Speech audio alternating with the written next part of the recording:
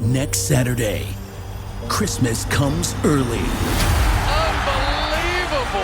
Welcome to this incredible scene. Bills. To the end zone! Chargers. It's a touchdown! An exclusive NFL game. That's fantastic! Live in primetime. Wow! Only on Peacock. With a Christmas gift to their fans. They're having some fun now. Bills versus Chargers. Next Saturday, 7:30 Eastern. Exclusively on Peacock. All right!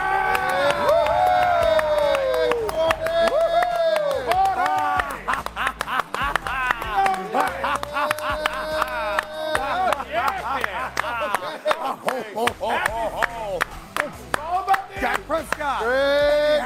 Somehow, some way, we have made it. Hi, Dak, Josh, Patrick, Lamar, loser.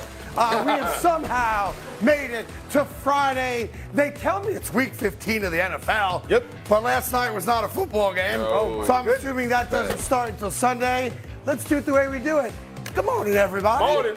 Welcome to another edition of the Carton Show. That guy right there is David Jacoby. That guy right there is Greg Jennings. For some reason, I'm out of breath. God, I gotta stop the sour diesel. This guy right here is Willie Colon. Friday morning headlines. All right, there was a football game yesterday, and the Raiders won it. It was 42-0 at halftime. They didn't score last week, and they put a 42 burger on the Chargers at halftime. That's the end of the Staley regime in LA. Yeah, I was looking at this game like, if you want to go home, just leave. Like, they had an opportunity at halftime. Talking about 42 points ahead. And what's crazy is 5 turnovers in the first half. Like, that's bad football, man. That's hard to watch. Not just that, Greg Jennings, but if there's ever a game that we've watched even 5 minutes of where it's very clear that I'm not saying they meant to do it, but a team gave up and quit, it was last night. No question. That's the first thing you think about. Yeah. When you watch a game like that and you get down that quick. And I understand it. Like, we've all been on a team on the field when you are out of it competitively, and it's not that you give up, but you lose sight of the understanding of we actually have a chance, or you lose belief that you actually have a chance to win this game. They had no chance. Yeah. Staley did the halftime interview going into the locker room, and he was like, we got some things to look at, got to make some improvements. You think so? Okay. What can you say? By the way, there have been 2 times this year when I said to myself, why did the coach agree to do that? It was last night when Staley down 42-0, as you just said we got some things we got to look at. And if you remember the Jet game on the Fail Mary, when he goes, that was unfortunate. Anyhow, look, our colleague Richard Sherman, who's doing the halftime show yesterday, I think said it right. He goes, I think Staley should pack his bags, get in an Uber at halftime, and he should be fired. And he happens to be right. It's Vegas. It's over. The Staley regime in LA is over. And for a team that got shut out last week to drop 63 points, a lot of those points on defense as well, against the Chargers, Staley was supposed to be a defensive guru. Yeah. I can't even say guru without laughing about it, but it was a wrap last night. Hopefully you had the Raiders and you made a couple dollars going into the weekend. Headline number 2, you know what it is. The game of the year. It's the Bills and the Cowboys. Half the Cowboy roster is on the injury report, as I saw yesterday. But I think that's also playing a little games with what's going on. It is a battle, and let's not get it twisted.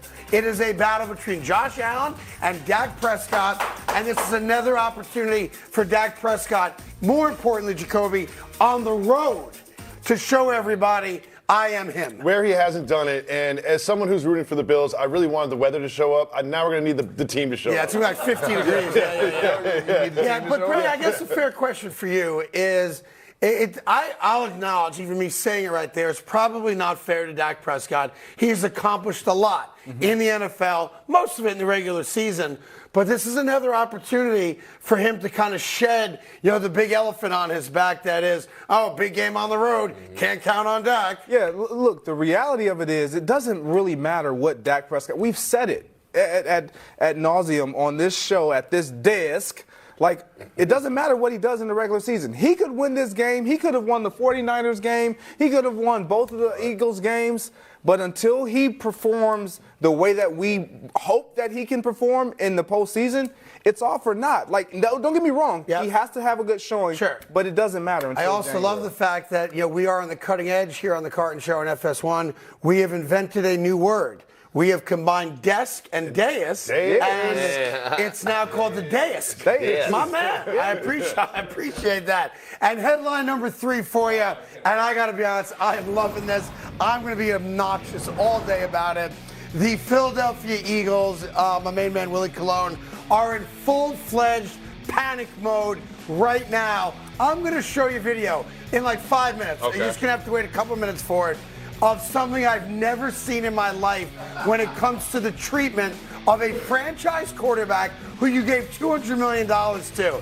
The Eagles are done with Jalen Hurts. Done? And it is mind-boggling, Willie Colon. Yeah, it looks like there's a little panic in Philly. The bottom line is, if there has to be some calm in the water, it has to be the head coach. You talk about being discouraged, now being pissed, now the offense not really playing like it's supposed to play. I don't know what's going on in Philadelphia, but they got to figure it out fast. Yeah, trust me, when you see the video I'm going to show you, and I know you have not seen it yet, you're even going to say, Craigie, you're right on this one. It looks like the Eagles are contemplating Marcus Mariota for the playoff run as opposed to Jalen Hurts, which is crazy talk. But that's what's going on in Philadelphia. We have a great show for you today. We really do. We've put a lot of hard work into it. I'm sure you're going to enjoy it. We'll start with Dallas and Buffalo right after this. Good morning, everybody. Morning.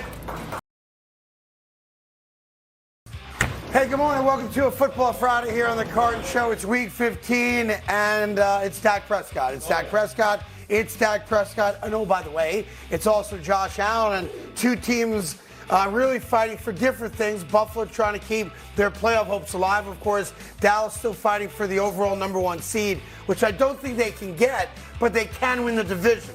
So lots on the table in the marquee matchup on Fox, the late game on Sunday. So let's go to Dak Prescott, who was asked about him and Josh Allen, and that being the narrative of this game. He don't buy it. Go ahead.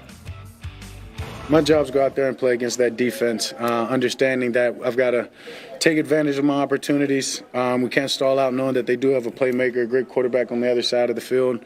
But this is the furthest thing from me versus him in this sense, especially with the way that our defense is playing. Yeah, look, it's an old cliche. The quarterback doesn't play against the other quarterback. He doesn't play defense. But at the end of every game, we all do the same thing. We see, well, how did your quarterback play? How did my quarterback play? Dak is playing arguably the best football of his life. He's in that proverbial zone right now. The offense is kicking on all cylinders. But the flip side is this crazy year for the Bills. The embattled up and down Bills, the injuries, the turnovers, the coaching stuff, all that crap going on.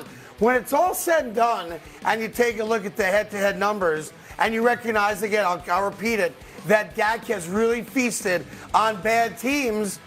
Outside of the turnovers, I know that's a big one. As I'm saying it, one of you guys can jump on me. Okay. I mean, what do you? It's nothing to say. It's clearly. Yeah. Okay. Fine. I'm not suggesting that's a very big deal. But 35 touchdowns, the yards, all the other stuff. Josh Allen is actually having a good year, except for that one little number of 17, which is obviously the turnovers. He's playing good football right now, is my point. And when you come off the win against Kansas City and you're at home and the Cowboys haven't had to play a road game in a month, I think the Buffalo Bills are in a really good spot this week. Well, listen, you got to understand, this is his second year in a row leading in turnovers in double digits, rather. That's what I mean. So overall, you talk about Josh Allen. What I think he's doing really well is he's running the ball, right? He's actually talking. They have design runs. He's extending plays with his feet, and we all know about his cannon. But the turnovers are a lot. Yeah. Like that pops off. Yeah, and what's happening now is that Cowboy fans. I've tried to explain this to you folks over the last year and a half. Cowboy fans wager late in the week, right? Because they take the whole week to get themselves all amped up for why the Cowboys are going to win another game. So the spreads come down. It's only a point, but that's about $10 million on the Dallas Cowboys side. So here come all those Cowboy fans. Yeah. It's going to be a bleak Christmas in Dallas this year because you're all going to lose your money. And we'll focus on the spread a little bit later on in the show. Greg Jennings, I guess here's the question. The question is, as banged up as the Bills' defense is, and it's banged up, can they do to Dallas what they did to Kansas City, and that is hold them off? Because as much as they've lost linemen and linebackers and safeties and cornerbacks, and they're a bit of a mash unit, they did a great job against Kansas City last week. They did, and that's the question that has to be answered on the field, and it's something that we haven't seen anyone in the last month and a half do to Dallas. Right. To stop that offense. And we talk about turnovers. Dak Prescott is just – he's not turning the ball over. He's doing exactly what he said he was going to do. But when you look at the Bills, it's not necessarily about their defense. I think this is going to be about their offense. Can they be what they were in that first half against the Kansas City Chiefs, where they were able to move the ball efficiently, get the ball in the end zone? Yeah. And then can Josh Allen get those other guys that you mentioned earlier in the week involved, the Gabe Davises and obviously Stephon Diggs? I don't know if you can get through this game without those guys playing a huge role. Is there any chance, I go back to the Seattle game, and you guys made great points after the Seattle game, that Seattle made a concerted effort. Where's Deron Bland? Mm-hmm. I don't care how many pick sixes that dude has. Where is he? We're lining up against him. We're going after him. We're DK and et cetera. And they did it successfully, right? Can Buffalo do that and try to get both Gabe Davis, 0 catches last week, and Stephon Diggs, who's averaging about 4 catches a game over the last month? Can they do the same thing? Because that's what I would do. They have no choice. But the one bright spot for them is James Cook. Yeah. I mean, he's been money for them overall. Yeah, the Jets got their own Cook.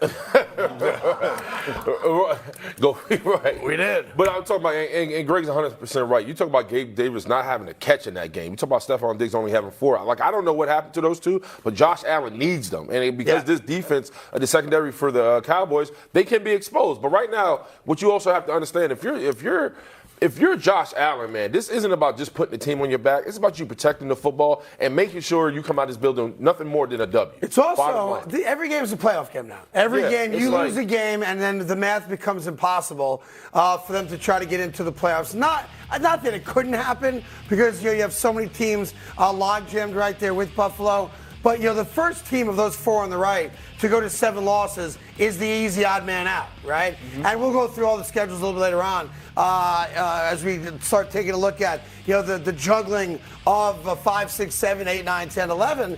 I just think right now, and please leave that up there for a second, guys. That's on me. It's on me. But they bang, just like that. Josh Allen. He's better than Joe Flacco, no disrespect. He's better than Mitchell Trubisky, no disrespect. He's better than Gardner Minshew, no disrespect. C.J. Stroud hasn't practiced this week, so whoever the Texans have, he's better than them. Yep. Russell Wilson is playing much better. They have won 6 out of 7. He's better than Russell Wilson. Browning, done a great job the last 2 weeks. 30 points a game in both games. He's better than Browning. The point of that is, if it's a quarterback-driven league, there you go, and you've got 7 teams vying for 3 spots, and the reality is that 6 of those 7 teams right now have the same record. Right. The Bills have the best quarterback. They should make the playoffs. The thing about the Bills is, who's watched so much Bills this season, is that Josh Allen, you watch week 3 and you're like, God, he needs to be restricted. Less turnovers, don't lower the shoulder, don't take the hits. I feel the opposite this week. I'm glad you feel the opposite this week.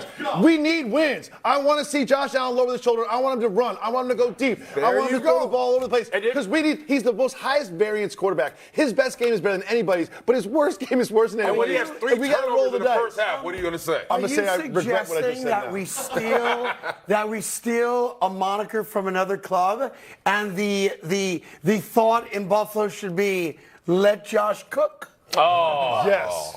Look, he can't. And James Cook. You got not see what he had on turnovers? That's 17 turnovers. He can't play safe. Thank you. You don't get the highs of the Josh Allen that you're talking about and referring to if he plays safe. In order for them to maintain and keep up with this Dallas offense, Josh has to do exactly what you're talking about. Or run the ball. Right? Like, don't let him be this wild quarterback, and then you lose this game because you want him to be the action hero. The bottom line, you have a running back in James Cook. You have Latavius Murray. You talk about the middle of this Dallas defensive line is suspect. I mean, you talk about a defensive line that's given up over 100 yards in the last 4 games. So run the ball. Protect Josh Allen They've from Josh also Allen. done something more with this new offensive coordinator than they did at any point with the last time with Ken Dorsey, and that is Cook out of the backfield catching the ball. Right? They had the touchdown last week. Should have had one the week before. We dropped it. But Cook's become a huge part of that offense for sure. All right, listen, we got much more cooking. Now, I promise you, and I'm a little late on my promise, I apologize for that, video that is proof that the Eagles season is now over. We are going to show you that video. I get no joy. Yeah, I do. I get a lot of joy. I mean, I've been dancing the two-step all morning ever since I saw that video. Look at fancy feet. We got the video. The Eagle season is a wrap right after this. That's David Jacoby right there. Hello. That's Craig Jennings. He happens to be a Green Bay Packer Hall of Famer, and he caught both balls. I threw them out my window yesterday. Willie didn't, but he's still a great guy and a Super Bowl champion as well. He almost got me killed yesterday. And good to have you here. So listen, I get lots of joy out of this. I'm not going to lie to you. There's video that came out of yesterday's practice with the Philadelphia Eagles that has been confirmed as real. I double-checked it because I didn't want to take a shot at the great city of Philadelphia, who ruined our Liberty Bell, without having the facts behind me. And the facts are this.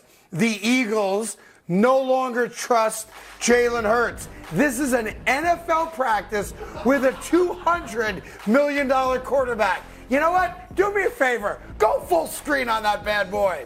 They're teaching Jalen Hurts how to fall down without fumbling.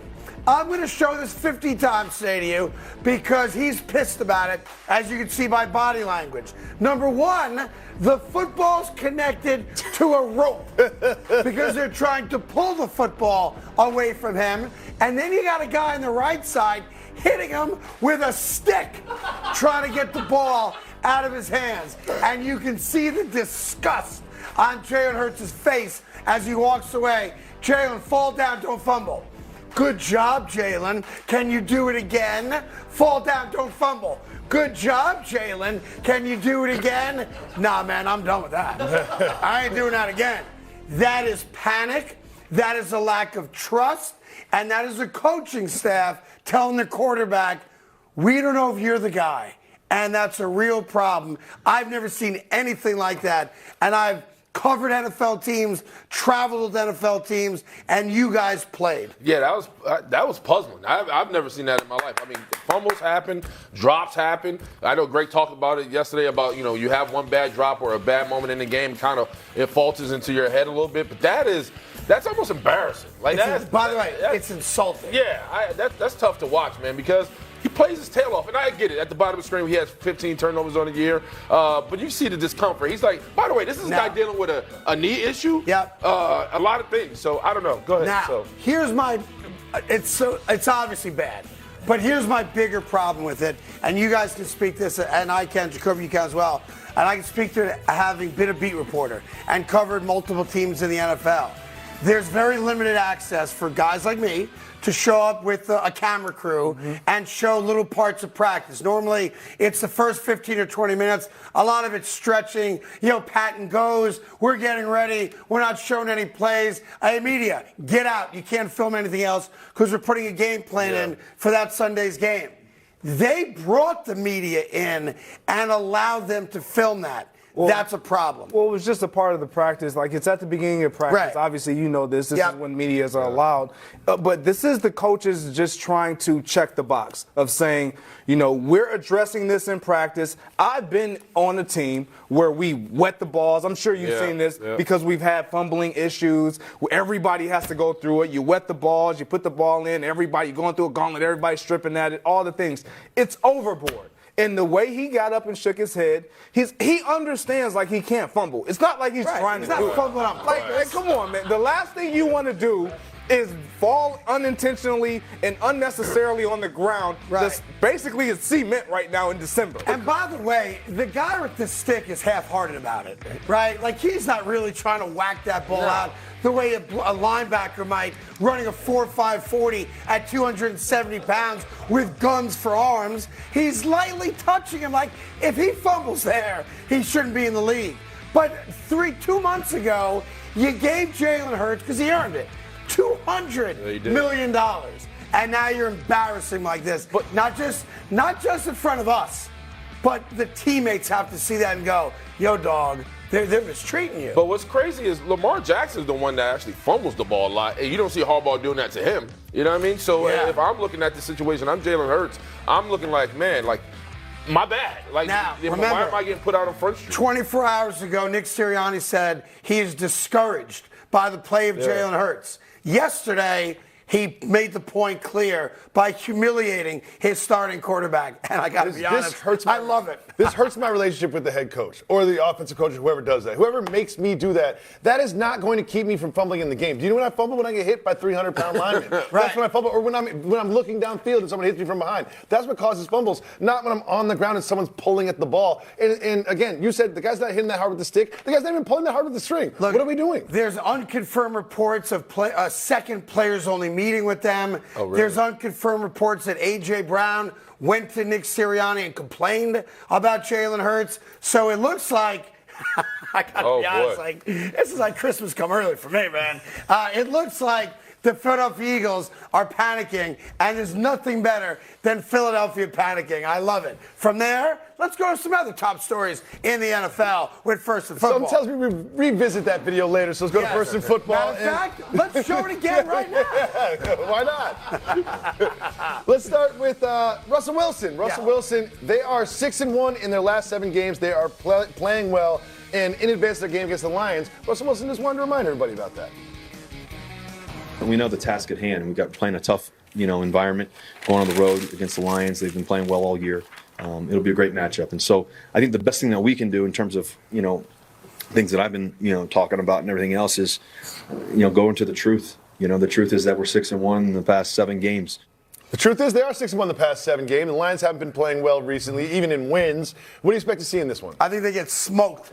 I think this is a comeback game for the Detroit Lions. I give the Broncos a lot of credit. Can't argue 6-1. It's tangible. You see them playing better football. You see Russ playing better football. But the Detroit Lions coming off an embarrassing loss against the Chicago Bears. And where's the game? I would feel differently if the game was in Denver. Outside, maybe snowing and cold and all that stuff. But Detroit at home is where they're happy. And this is a game where Detroit has to win it if they want people to take them seriously. They're the better team. They're at home. They're favored. I know the game's on Saturday, right? Yep. I think it's a Saturday night game. Saturday night. Yeah. So the Saturday night game, everybody watching. They got embarrassed by Green Bay when everybody was watching. Where was that game? On Thanksgiving in Detroit. Oh, okay. Good call on that. But I think this is a game where Jared Goff gets right. You talk about fumbling, right, and interceptions and whatnot. And I just think the Detroit Lions breeze through Denver on Saturday night. But didn't you say that about the Bears? What happened? What happened? Come on now. You don't want to talk about talk it? to him, You don't want buddy. to didn't you say that the Lions going to blow out the Bears? Remind them, As a matter buddy. of fact, you actually wiped it up the screen. We weren't even allowed to talk about it. Yeah, that's so right. now you sit here saying they're going to beat the Broncos, the hottest team in I don't make every executive decision here. To be fair, my producer Zach said you should go with Detroit. Zach. Chicago. I got you. Yeah, okay. yeah. I'm the mouthpiece, so I take all the arrows for that. Now look, I thought they would beat Chicago because they almost lost to Chicago the first time, and I felt like they wanted to exert themselves as we're much better than you, and they got embarrassed by Chicago. I think that game fuels them at home in front of the country again to beat down your Denver Broncos. Look, I know both of these teams need this win for different reasons. Obviously, the Broncos are trying to stay in the playoff contention hunt in the AFC. Yeah. The Detroit Lions just flat out need a win to get back on the right side of the tracks. But for me, this game is literally up for the Denver Broncos to take because Jared Goff has proven he is going to turn the ball over. If there's one thing that this defense does, Willie, what do the Denver Broncos do? They score. and they create takeaways. Come on now, and so thank you. Yeah. It's like you guys practice. I don't care. I don't care that they're playing at home. What I can't do, and I've been in Michigan. I'm born and raised in Michigan. Lions. What I can't do is trust the Lions. I just can't do it. I don't care where they're playing. For good reason. I'm not sitting here telling you that the Lions but have played great you football. can't trust them at home and on the road. Yeah, I know. Look, I saw the Thanksgiving game. They got embarrassed by the Green Bay Packers, and their defense stunk in that game, too. And then you come back, and Justin Fields and the Bears made that defense look slow and, frankly, average at best. New Orleans. But I am of the belief you can't get to, what are they, 9-4, right? Yep. Detroit, you don't win 9 games out of 13 and forget how to play football. I like Dan Campbell a lot, and I think this is a game where if you want to have talk about a coach-quarterback relationship like we were just talking about in Philadelphia, that's what this game is. Dan Campbell's got to be on Jared Goff. Like, dude, we have a legitimate chance to go to a Super Bowl right now. Legitimate. We're 9-4. We're going to have some home playoff games. We got a shot. Stop messing it up. Yeah, they're solid to win the division. They're not going to the Super Bowl. I didn't say they are, but like a chance. But, they got a chance. You just lost to the Bears. The Bears are looking for a new quarterback. It's the Jared Goff thing. Remember week 4, Jared Goff had thrown like 1,800 passes without an interception. He was about to break the record. It seems like he's going to break the record the other way in the second half of the season. No, I think they're paper tigers, like we like to say on this I'll show. just say real quick, this game on Saturday night, I know we'll get this more in just a little bit. Saturday's schedule is fascinating to me because there's 3 games throughout Saturday afternoon into Saturday evening. Vikings, Bengals, Steelers, Colts, and of course this game, Denver and Detroit. Every game and every team except for one, the Minnesota Vikings, to be fair right now, these are playoff games. Yep. Right, you're talking about all those teams in the AFC that are sitting there at 6 losses, right? Trying to figure out the jockeying positions. They all play on Saturday. Virtually. Almost every one of them is playing, and they're all playoff games. We'll get into those games a little bit later on in the show, but for those of you that are like, oh man, Saturday, 3 games. You're watching it. Daughter's got a dance recital. Kids got, no, honey, you're responsible for the children today. Because I'm sitting on the couch. I'm going to be watching football. Kids. That's right. Let me tell you why there's no presents under the tree. Because Uncle Craig told me to watch football. I thought college football was over. By the way, you're telling America to bet the Lions. What? No, I'm not. No, I'm not. Are you not saying that? I didn't say that. I never said that. Oh. I would never tell America to bet on anything because you probably lose. Yeah. That being said, I don't gamble. Right. But I have some thoughts. Clearly. I got some thoughts on some games. Okay. I'll say this. I wouldn't take Denver. Really? Yep. I wouldn't take Denver. I don't know. I'm taking Denver. You do what you got to do. Make sure the mortgage is paid. To second and football. We have some bad news for the Texans, who also have 6 losses in the AFC. C.J. Stroud is still in the protocol. Unclear whether or not he is going to play in the game against the Titans. With no Stroud, does that mean that their season is over? Look, well, it depends how long C.J. Stroud's out, right? The problem for them, of course, and it sucks because he's having this great year. He's the odds-on favorite at the time to be Rookie of the Year. The Texans are a badass team, just over 500. It looks like they're a lock to be a wild card team. They even pushed for the division for a couple weeks. So it sucks because it's not just C.J. Stroud. They lost their best 2 wide receivers. They lost their tight end. Like, that is a legitimate mass unit. And unfortunately, it's gonna in a negative way, cloud the great job that DeMeco Ryans has done, the great rookie season that C.J. Stroud has had, the great rookie year that Tank Dell has had as a 3rd-round draft pick, and even Nico Collins, who became a legitimate, number 2 wide receiver, and maybe number 1 even in the league. So there's all these great storylines for the Texans. They can still beat the Titans. Because I don't trust the Titans. I don't like that offense at all. All due respect to Will Levis, who obviously played very well in the last 4 minutes of that comeback victory against the Dolphins. But the Texans are not going to do anything if those guys remain hurt. Even if Stroud came back, because I remember watching them against the Jets last week, they're all out. Tank Dell didn't even dress, obviously. Right, yep. But when Nico went down, and I'm blocking on the tight end's name. Nico Collins. No, Schultz. From the Schultz, yeah. When he went down, and I thought the announcers did a good job. Like, C.J. Stroud's back. I'm throwing a running back's playing wide receiver. Yeah. Like, it's very tough to win like that. Yeah, the reality is that, like you said, they've had a tremendous season. I think it's over for them. Really, with Tank Dell going down, it changes who you are offensively. I know you got Noah Brown and obviously Robert Woods and all those other pieces, but injuries are starting to catch up with you. And when you start to have injuries this late in the season, particularly to your quarterback who's been he's been a rock star. Yeah. It's hard to overcome that. You know, they're going to be in a weird place. Again, I think they can still win a low-scoring game against the Titans. I wouldn't be surprised even if they win a low-scoring game. But then you have to make a very difficult decision for the long-term future and success. There you go. And that is to protect C.J. Stroud. Yeah. I don't know how bad the concussion was. We know he hasn't practiced this week. He's not going to play on Sunday. I think that's quite obvious right now.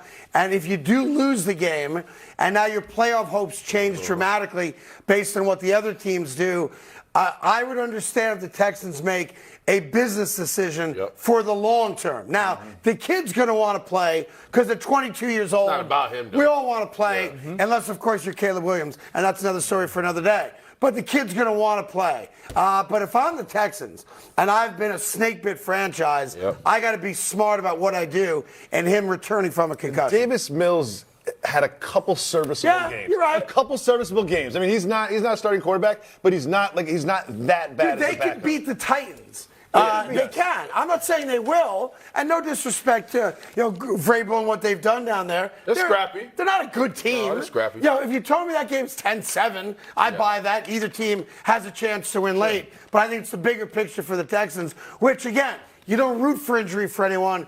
But if you're the Colts, if you're the Bills, the Bengals, all those teams hanging around, it ain't the worst thing if C.J. Stroud don't play. No, you hit it right on the head, man. You talk about a guy who's now made the Houston Texans relevant, right? Like, the only reason we're talking about the Texans is solely because of C.J. Stroud. If he's not nearly where he needs to be, you sit him and say, if they don't make the playoffs and you're a Texans fan, you feel great about the season. You feel great. I got a coach, I got a quarterback, I got some weapons, I got defense. Feel great. I think that's actually one of the best points to make is that most teams, if you don't make the playoffs, the fans are, oh, come on. Right.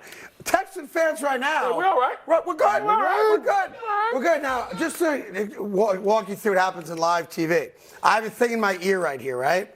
And in my ear, they try to talk to me throughout the show. They rarely have anything all that important to say to me, right? Or positive. But the problem is that right now, if you remember Peanuts and Snoopy and the teacher in Peanuts, all you ever heard the teacher say was, wah, wah, wah, wah, wah, wah, wah. I can tell you what they've been saying. They've been saying go to break for the last 5 minutes. So I'm just revealing what really happens in TV. I know somebody's talking to me. Yeah. I don't know what they're saying, and to be honest, I don't even care that much. But all I'm hearing is wah, wah, wah, wah, wah, wah, wah. We were on minute 8 of the Texans conversation. They're like, go to break. All right. Thank you. So I guess we're going to take a break. More on the Philadelphia Panic coming up in every segment of today's show. And the Jaguars have a huge game against the Ravens. Yes, they do. We'll get into that right after this. Wah, wah, wah, wah, wah, wah, wah. Live. Oh, I'm sorry. Hey, we're back. It's a little something we like to call For Real, or a Fugazi. Basically, I set up a topic. You have either side to pick. Willie likes to go first, so that's how we're going to do it. I teased going into the break right there. You've got a very big AFC game, of course. The Jaguars off that terrible loss last week. The Ravens off the huge win against the Rams. The game is in Jacksonville. So here we go. The Jaguars will get off the schneid and beat the Baltimore Ravens. A For Real or a Fugazi? This is Fugazi. Bottom line, you're talking about the MVP coming to town. By the way, Trevor Lawrence, you lost to Joe Flacco and Jake Browning. And you think you're going to beat Lamar Jackson? Not happening. Yeah, how about you, Gregor? Yeah, I'm with Willie here. This is Fugazi. Look, the Jags can't even win at home. This is what the Baltimore Ravens do. They win on the road, and Lamar Jackson is playing phenomenal ball. Yeah, I think that your point is the better of the 2 points. No disrespect, but if you can't beat two backup quarterbacks and one guy who literally was retired, how the hell are you going to beat this offense? Like, people forget that. Joe Flacco won a Super Bowl. Joe Flacco for 5 minutes was the highest paid guy in the history of the sport, 10 years ago. He was retired. Yep. He was a businessman. He was playing golf. He's done. And he beat your ass. They asked him if he watched games on Sundays. He's like, yeah, I watched the 1 o'clock game, and then I was kind of turned off. I got around I'll to do it. a little bit, depending on the Making matchups. cookies. Yeah. All right, let's go to the Dallas Cowboys. They, of course, play the Buffalo Bills. The Cowboys season, not the game, the Cowboys season is Super Bowl appearance or bust. A for real or a fugazi. Oh, this is all the way for real, man. Not only because of the way Dak Prescott was playing, because of what Jerry's expectations are. Like, Jerry Jones is 81 years old, bro. He's running out of time. The way this outfit looks, led by Dak Prescott, man, he's like, listen, it has to happen now. Because they are a full team. They are complete on offense and defense, so they got to go get it. I don't care about Jerry's expectations. This is for real because of what we're seeing out of this team defensively and now offensively being led by Dak Prescott, who hasn't thrown a turnover in, I think, 4 or 5 weeks right now. Yes, sir. Like, he is on fire. This team, we're starting to believe that Dak Prescott can get it done. It's so funny you said that. The first thing that popped into my mind when you said Dak Prescott hasn't thrown a turnover in 4 to 5 weeks, the two things came into my mind. Like when you walk past those construction sites, no one's died here for 19 consecutive days, right? Or like the last time we went to Delilah's Den, Candy hasn't gotten pregnant in 6 months. It's bad when you see a number to it, though. That's what popped into my mind, at least. All right, next one.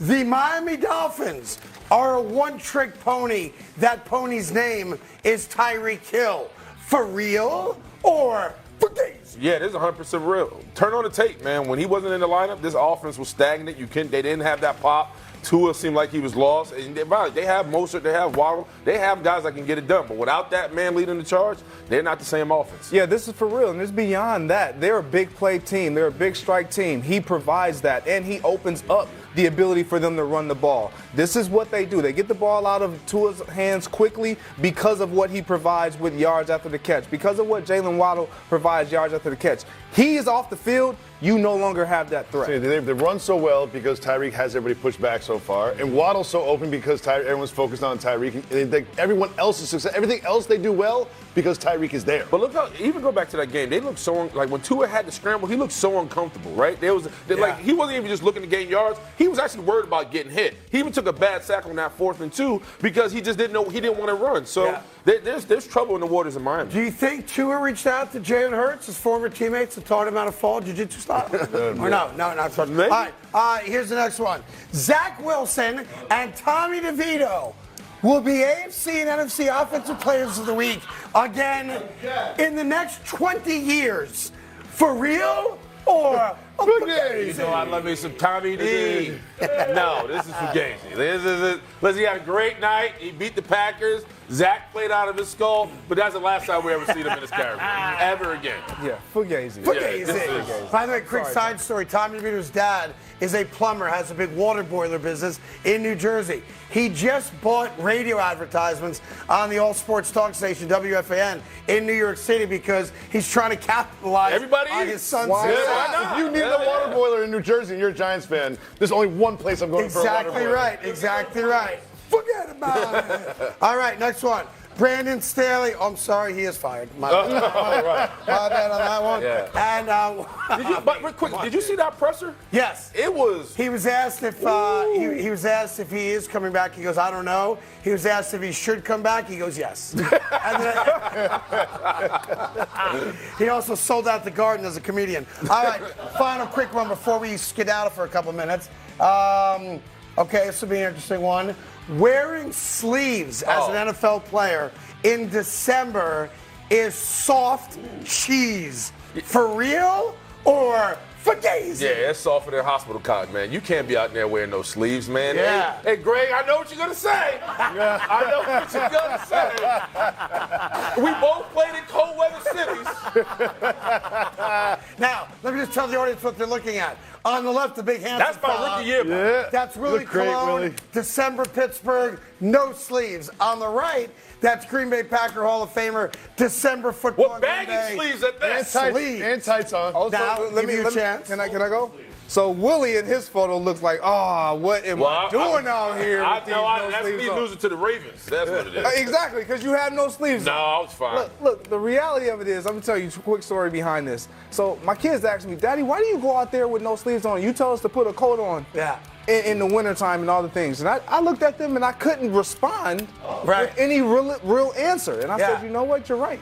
So your kids bullied you into wearing sleeves. Is that what you're saying? From then on, I put on sleeves. But look who's not wearing sleeves in that picture, though, for Greg's. That's right. I'm just going to put that out there. And look who took that L. Those Titans. Oh, what's that all about? I played for the Steelers. He beat him. What are you Boy, doing? the personal attacks. Hey, I'll say this. At least he didn't have a hoodie on like James Jones. Right. Which he started a huge trend. He started a trend. All the kids are doing it now. All right, listen, we got to take a very, very quick break. We got all the headlines coming your way, including the Panic in Philly. And look at that. Is that The more you can do, Dak. Dak is taking the Bills so lightly, he decided to join us today to operate one of our cameras. Good looking out, Dak Prescott. Appreciate you, kid. Coming up, Staley fired, Bills Cowboys right after this. Good morning. Welcome back to the Carton Show. We have your headlines, and we start with last night's game. It was hilarious. It was 42-0 It was ugly. at the half. The Chargers got absolutely dog-walked. It ended up being 63-21. And the question for you, Mr. Carton, is what does this mean for Brandon Staley, Kellen Moore, and the rest of the Chargers staff? Well, it means that Kellen Moore was not the answer, and he was the problem in Dallas. We can start with that part. Okay. It means that Staley's career in L.A. is done. Look, the Raiders got shut out last week and dropped a 63 burger on your face on national TV or internet. I don't know what it is. But the reality is that that's the loss that gets you fired.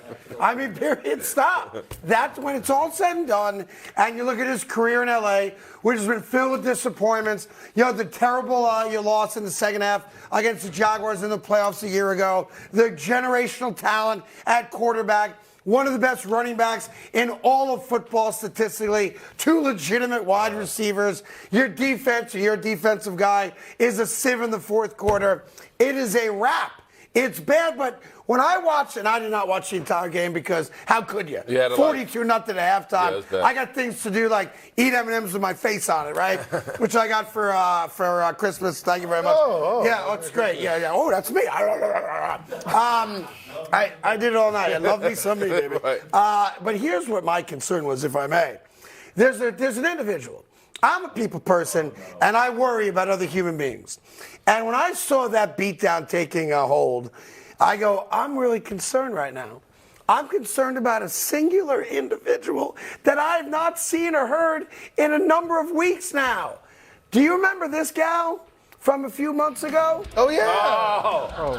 Remember her? Woohoo! No. This is our year, Charger fans. Arr! Smell my fingers. Arr! Smell the. Oh, you should. I worry about her. Where is she? Yeah, you know where she is in the parking lot of her home. That was bad, man. It's bad from a number of reasons, and we kind of Greg stated it earlier. This Chargers team just took it. They just took the butt whooping all game long. There was no rally, no pushback, no nothing. And if you're Staley, they've given up on you. And it was very clear yesterday they want to go home. Here's the other bad thing. I think what you're saying is right. The Raiders got medieval on them, right? And they're they were like, get the ball, gang. But even the Chargers, I mean, it's Friday. Right. There we go. We're talking sports, we're not talking politics, right? It ain't that serious. All right. It's important, but it's not serious. I got to give the LA Chargers social media guy or gal a lot of credit. They're getting fired today. But I got to give them credit because it's 42-0 at halftime. It's a rout. And then the Chargers score a meaningless touchdown. And the Chargers social media person does this. That's called defeated. Everybody's defeated at that point. I definitely woke up this morning and be like, how did they score 21 points? I was like, how did that even happen?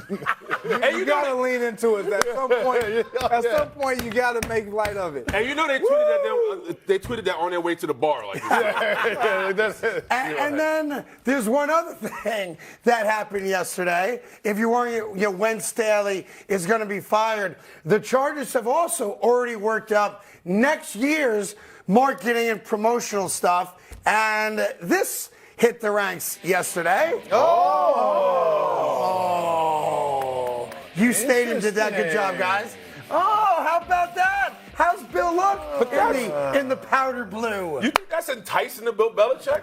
That does nothing for him. Everybody looks good. But why not show like a beach or something? Like make it seem more sunny. Just him on the sideline? No. Get to work. That's a good color on him. So that's the result of yesterday's game, and the Raiders win, and who cares? Second headline, an actual game that matters. It is the game of the week. Nope.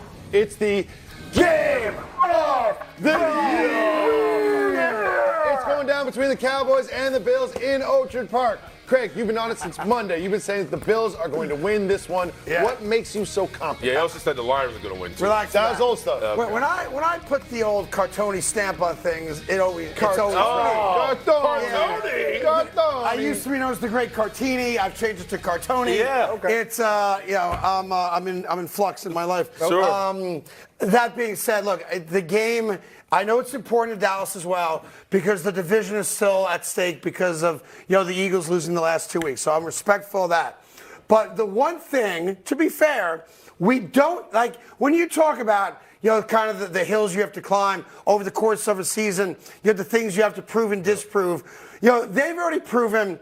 Give me a home game, we're money. Yep. Best offense in football at home, undefeated at home. You don't want to play the Dallas Cowboys at home, and I give them that. Check that box, right? Dak Prescott, playing great this year, limited to turnovers. Check that box. All that stuff's great, right? The one thing, and it's not their fault, that they've not yet done is win a road game against a really good team. That's the schedule, not their fault. They came very close to beating the Eagles. You can make the argument they probably should have. Right. Ancient history now. It's over a month ago. This is a game they have not played on the road in a month, so they've been sitting at home, enjoying home cooking, and dominating teams. But now you're playing against a desperate team that is a legitimate playoff team, talent-wise, came into the year with Super Bowl aspirations in their building, and they need to win to even stay qualified for a playoff berth. This, to me, is the last hurdle for this Dallas Cowboy team and Dak Prescott. And until I see him do it, I'm going to fade them and say they're not going to do it. Yeah, it's tough, man, because what the Buffalo Bills do really well right now is they create pressures, right? They can get after the quarterback. And what they do also do defensively, they can disguise really well. And I haven't played at Buffalo, played against Buffalo. They're a different team. And Orchard Park is just a different atmosphere. Yes. And now, it's not going to be Five Below. Yeah. The Cowboys do get a major break in that it's going to be like mid-40s, high 40s. So weather is a non-issue in this game. But I think when you have what amounts to a wounded animal with a lot of self-respect and pride and playoff experience and big game experience, especially in their own building, I think you get a great game out of the Bills. I hope so, because yesterday you were talking about one of their linemen that was talking about a guy on the Cowboys being Himothy. Yeah, Deion Dawkins. So if Deion Dawkins is protecting Josh Allen, who you believe is going to have a great game, who you hope is going to have a great game, Deion Dawkins better ball out. Sure. And Himothy better not show up. Fair point. On tape. Like, for me, this is a lot. And you talk about the Cowboys having not had a good road win or a signature road win. I don't know. If you're so good at home, the goal is to play playoff games at home. Yep. You don't want to have to go on the road. This is why I feel like in this moment, this spot, for the Buffalo Bills, this is their biggest game. The rest of the way, this is their biggest game. Yep. For the Cowboys, this has to be their most important game. Because if we get through this one, and we get a win on the road, as you would like to classify it, a win against a team that is desperate. Yeah. I don't know if they will have another game where they have a team with their backs against the wall. I know they got, I think, the Dolphins coming up. Yep. But outside of that none of us believe that the Dolphins are a physical tough team. So let's get into Dallas just real quick. It's a fair point, but also when you start comparing schedules, this will be maybe the toughest game they've got. But the Dolphins are no slouch. They're not. And you've got the Lions after that. So, Dallas' schedule, I'll give you the win against Washington. Should be a meaningless game. Should be seeded by then. But these next 3 weeks, and 2 of those games are on the road, right? So you're playing in Buffalo, and then you go to Miami. You win those games, you're right there with San Francisco as the team that's got the best shot, to make it. Now remember though, I know they have the same record as San Francisco, but because San Francisco beat them, they need to have a better record than San Francisco to get the 1 seed, and you still can't sleep on the Philadelphia Eagles. The only reason right now the Cowboys are, for the moment, in first place in the NFC East is because of who they've played and who Philly hasn't played, division, conference, etc. So right now, the best thing for Dallas, and it's the same for Philly and the same for San Francisco, is they all control their own destinies. You win out, you're going to be fine. Yeah. And that's the reality. I mean, I'm confident with Dak and going into Orchard Park and getting it done because of the relationship he has with Jake Ferguson, honestly. I mean, what he's done with CeeDee Lamb and Austin Gallup and Cook, but Jake Ferguson has now become a star in this offense. So if you talk about cold weather, not only be able to run the ball, you need a safety net, and that safety net is Jake Ferguson. So I love Dak. I love his confidence. I have a feeling they're going to go in there and get it done. I'm more worried about Josh Allen, not throwing the ball away. And listen, and don't forget the other reason why, I look at this game of next week for the Cowboys as a split. They got split to 2 because no matter what we say about Philly, and the reality right now that Philly is in major panic mode, and it looks like they're giving up on Jalen Hurts, which is mind-boggling. But that's the video I saw. I'll show it to you again in a second. But here's the reality. Philly's last 3 are easier than the Cowboys' last 3. Easiest in the league. Than the San Francisco 49ers' last 3. So you better find some dubs, because no matter what's going on in Philly right now, they're probably going to win their last 3. Which is why I don't think they take the foot off the gas. Like, I really like the Cowboys in this spot because of the position that they know that they're in and what they're chasing. They understand that they are – sometimes you know who you are. And it's not that they don't believe that they can win on the road in the postseason. Sure. But the way that they're playing at home, the amount of points that they put up, the style of play that we've seen them present to oppositions at home – you want to host any and every one come January. Remember, though, even if they go 3-1 in the last 4, San Francisco would have to go 2-2. Yeah, but San Francisco got the Ravens on their. I'm with you. But the Cowboys, it's weird. They almost have to run the table to get that 1 seed on the division title that obviously comes along with it. And I'm not sure that they're going to be able to do like Dolphins, Lions. The math does not favor them at all. It really does now. If you tell me the Lions go into some December swoon and they lose this week, and then they're a shell of themselves. You don't think that's possible? I think it's possible, but I do think they'll beat the Denver Broncos. Why are you sizing me up? Because it's dumb. Huh? Like, what do you mean? Listen, It's not going to happen. Opportunity. They just lost to the Bears. What? You know what? I'm feeling it. Hey. Let's move on to the next headline. This is getting dangerous. I'm not stupid. The Eagles have lost 2 straight games. Wednesday, Nick Sirianni admitted that he was discouraged. We talked about that yesterday. And now we have some news sound from the head coach of the Eagles, Nick Sirianni. Here's what he had to say about the 2 losses.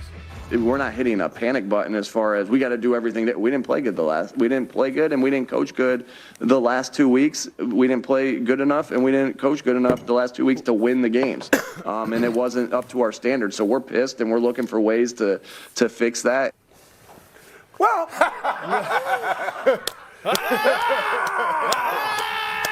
I'm hitting the panic button. Anytime a coach says we're not doing something, they're doing it. Like, the word should be banned from a clubhouse and from post-game press comments. And here's the concern. It's not the comments from the head coach. Head coaches don't play, right? The concern for me, and I double and triple checked it, this is a legitimate video from yesterday. They have Jalen Hurts, a guy that they committed $200+ million to at practice yesterday. And they're embarrassing him. Can you guys do me a favor? Take the lower thingamajig off the screen just so I can see this. What is this? Yeah. They are teaching Jalen Hurts how to fall without fumbling the ball. And you can tell by body language, he is pissed because it's humiliating. I'm supposed to be the franchise guy here, and you have me just dropping down to the ground while some guy's hitting me with an elongated light bulb changer, and a guy in front has a football on a dog leash that he's trying to pull out of my hands, and you're embarrassing me in front of my teammates. And worse than that, you invited the media to film it. That right there is a franchise that no longer believes in their franchise quarterback. And I'm going to stick up for Jalen Hurts. He deserves better. Mm-hmm. Look, we have this unique ability to kind of make Look how ticked off he is. Make this image and the narrate Fall things again. To where it looks like, oh, they invited the media just for this moment. They No, did. They did not. That's invite calculated the media right just there. For this moment. Look, Jalen Hurts is definitely annoyed because this happens. Thank you. When teams fumble, when teams have drops, whatever the case may be, coaches go overboard. They will start to implement things. I've been involved with it, with the wet balls and the dog leash pulling at the ball. Like, it's unnecessary, but as a coach, you are left with no other options. It's like, okay, this is hurting us. We have to address it. So when you are asked, have you guys worked on fumbling? Have you guys done anything? Yes. The answer is yes. The reality of it is, it's not going to change anything in the game. I agree, but because that's not a defender pulling at the ball. Here's what it does change, all right? It's all human nature, right? Our relationship, done. Done. Because you and I, coach and quarterback, have to be thick as thieves locked in together. We have to be on the same page. And if we're not, I know I am, you're dead to me. You just embarrassed me. You humiliated me, not just in front of the world on the cameras with the other 52 men in that locker room. Because now all those guys know the head coach doesn't believe in me. How can I lead you now when the head coach is telling you guys can't trust the quarterback? That's what's happening. And it's also telling you, from Sirianni's standpoint, why we do think he's panicking, is that this is an offense who we thought was probably one of the best in the league in the beginning of the season. And that also shows you they can't overcome the turnovers because there's a back-to-back loss. Can I stop you for 1 second? I apologize. Go ahead. This is a quarterback that a couple weeks ago was 22-2 in regular season games for the Philadelphia Eagles. And now you're tying a dog leash to a football, having some other jackass, sorry, the scissors, fumble, right, and making him lay down in front of the media? That's obnoxious. I tell you what, if I'm Jalen Hurts, trade me. But A.J. Brown and Devontae Smith fumbled the last game, too. There's nothing on them. Yeah. How do we know that they weren't involved in this? No, they were. They probably were. But here's the deal. But he's talking about optics. Here's the deal.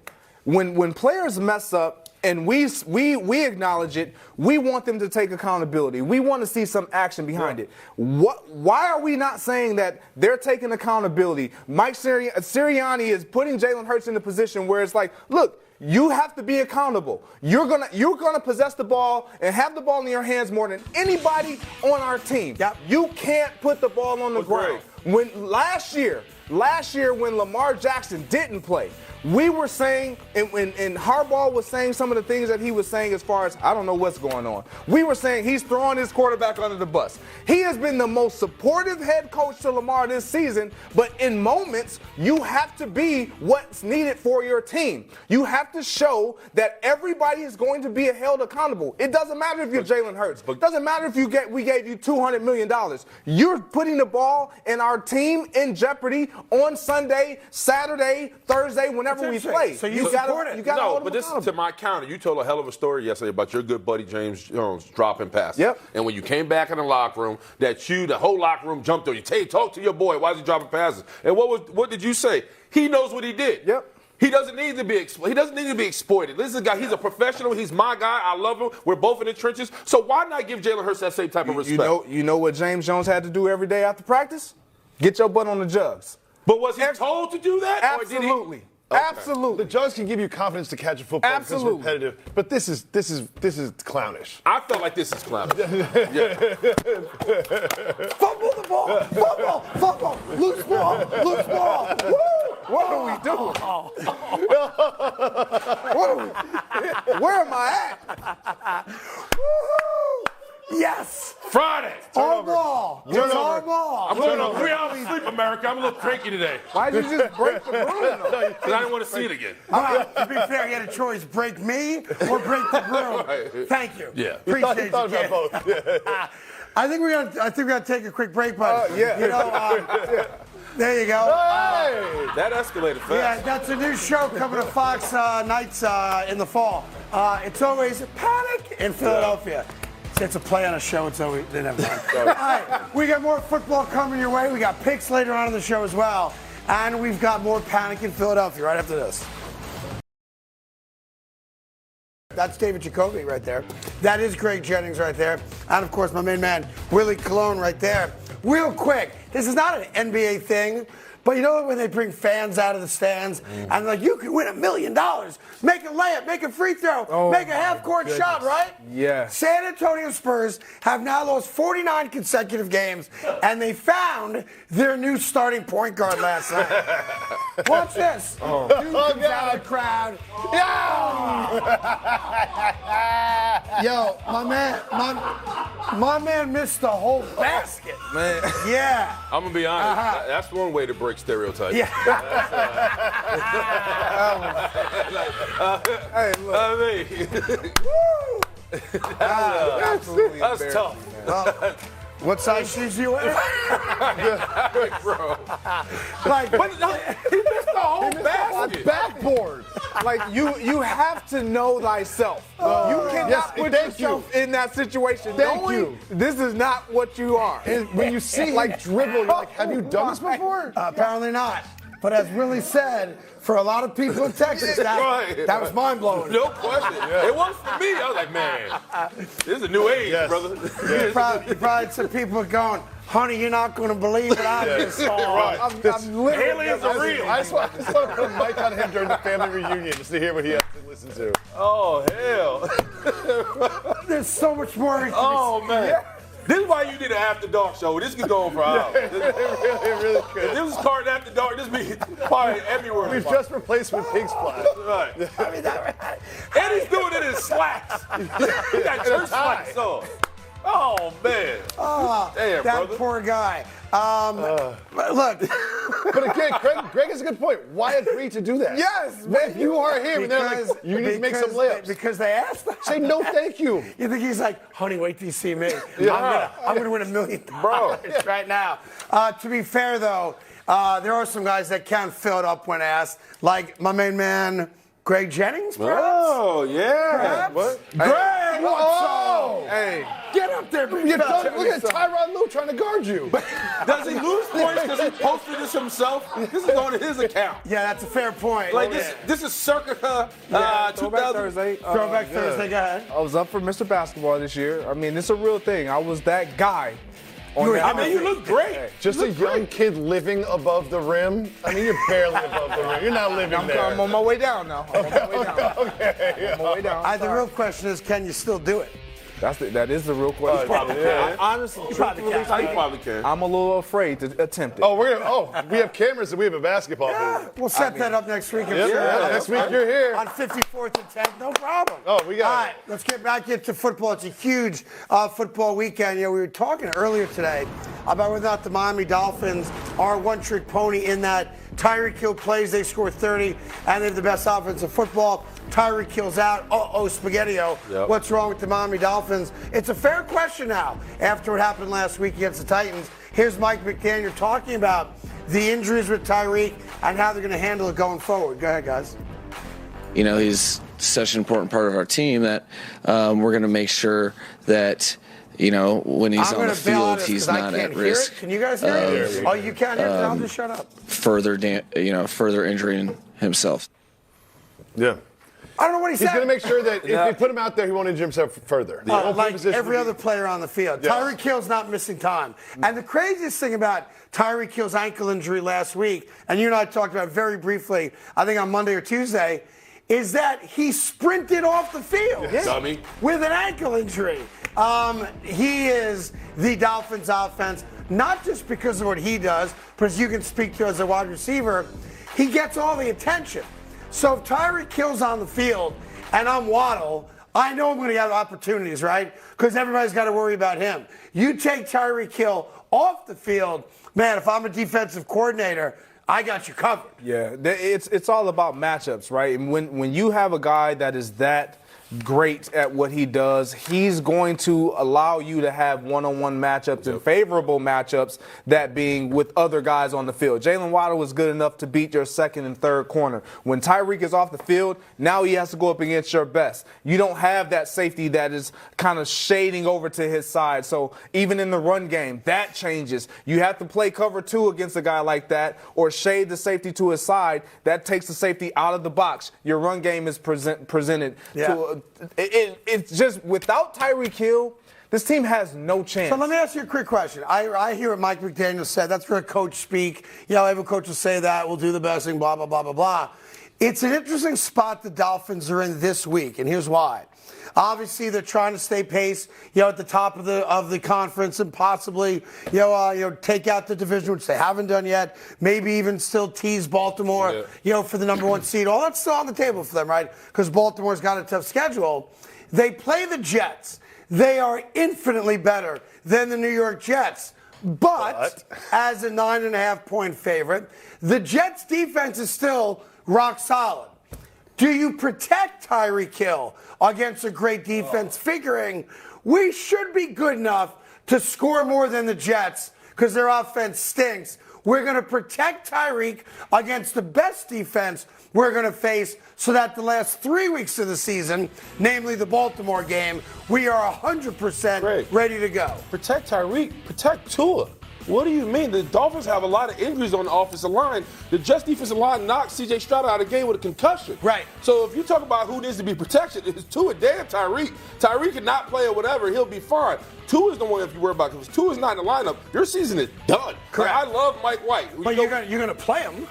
My point is, that's what I'm saying. You obviously have to play him. My point is, with the Dolphins having significant injuries on the offensive line, you now have to figure out how can you get this run game going. Because what you saw what the Buffalo Bills did to Tua was take away his first option, which was Tyreek, and now you have Tua sitting in the pocket patting the ball. And now you're talking about a Tua who's scared to scramble. Now you're talking about a Tua who can throw interceptions. Now you have the Jets defense who's number 1 against the pass, and a defensive line that can get after you. You have to protect Tua. So I'm okay with Tyreek. But if Tua gets knocked out of this game, who has, by the way, a concussion history. Right. Season's a wrap. Done. Yep. Go ahead, Greg. Look, did you guys not listen to anything that I just said? Tyreek Hill on the field opens up everything that they do offensively. He is the protection for Tua Tagovailoa.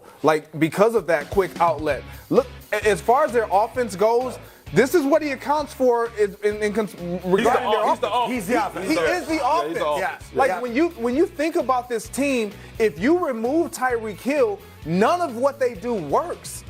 All of who Tua Tagovailoa is he's the beneficiary of a great guy who has been performing at the highest of levels in Tyreek Hill. I get it. You feel like you can get away with the game because the offense doesn't score in the New York Jets. However, we just witnessed when Tyreek was off the field against the Titans, you were offense that couldn't score and couldn't move the ball.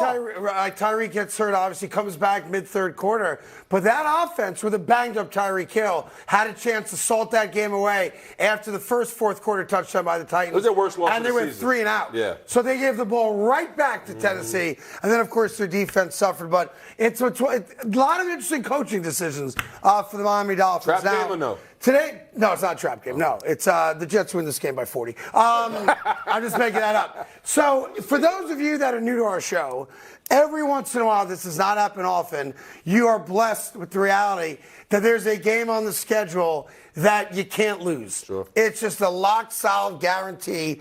And I don't make picks. I don't gamble. You should gamble responsibly. But when those moments happen, they're referred to on this show, because it's a morning show, as bagels and locks. And in the 19 games that we have brought to you, we are 19-0. Oh! The Bagel and Locks game has never, ever lost.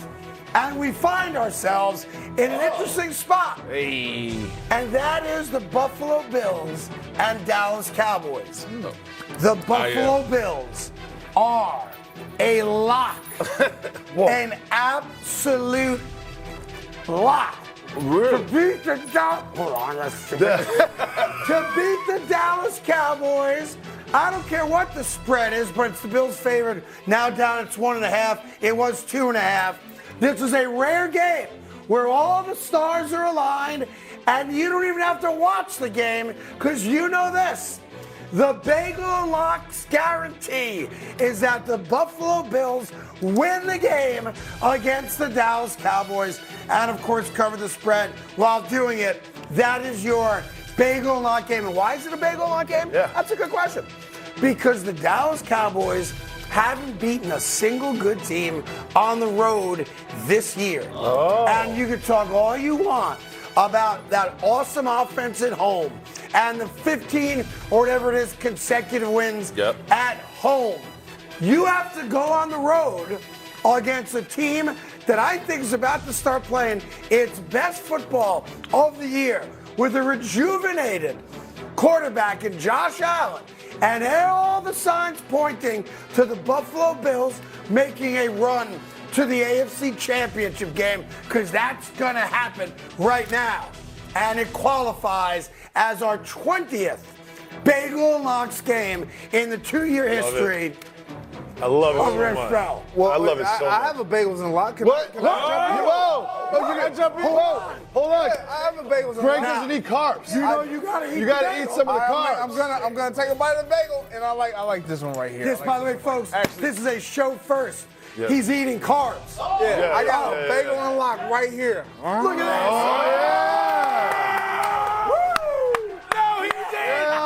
No, he did. Look, Go ahead. The Who's your Chicago Bears. What? The Chicago Bears go into Cleveland. What? And they get the win. They get it done. When you look at, I know that nobody's thinking about Chicago Bears. Why would you? But right now, you can't run on the Chicago Bears. They got the best run defense in the last 3 weeks against a team that relies on running the ball. Obviously, Joe Flacco's been playing great, but guess what the Bears have been doing again? They've been eliminating what you do in the passing game, only giving up 173 passing yards per game in the last 3 weeks. Justin Fields is playing a lot better. They are a team that is finding and figuring it out, and they will get it done. Yeah. It is a lock. It is a lock. But is it a bagel? It's a bagel. Willie doesn't have a bagel or a lock. He's just eating bagels. This is part of the bagel. This is part of the segment. I just saw some bagels. I have a lock. I thought we were having breakfast. The lock is I'm going to eat a bagel. Yeah, he's right. He's right. The lock is that he was going to eat a bagel. I would say this. I appreciate you. I love that you're all in on that. But picking a 3 or 4 win team as your first ever Bagel and Lock guarantee of the year. 5-win team. That's ballsy.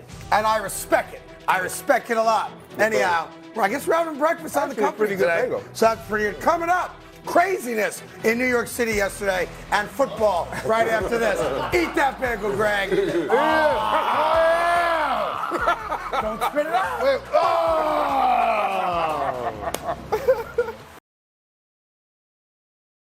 Hey, real quick, so we live in New York City, we work in New York City, and every once in a while something crazy happens in New York City, believe it or not.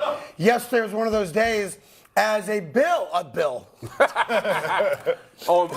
He may be going to the slaughter too. Right. No, a wild bull that was on its way to the slaughterhouse in New Jersey said, "Not today." No! So he got out and he decided to take a stroll on the New Jersey Transit line right there. Man. Yeah, what's up? Is... That's real. That's true. So they're saying. And that's in the morning, by the way. Yeah, it messed up everybody's commute into New York City yesterday. Gotta let him But the live. bull was like, Let him not live. today. Gotta let him live. Yeah, You so gotta what let they him do live. is they are now saving the bull's life. You have to. And the bull now goes to some kind of retreat where he humps cows all day or something like that. But that's what happens, yeah. That bull was about to be dog food, and now he gets to live a glorious life as a stud. Man. Great move by the bull. Good move. Great move by the bull. Yeah. He's like, "Billy, I think I can get out. Right. I'm going to go for it. You moo, and I'll make a run for it.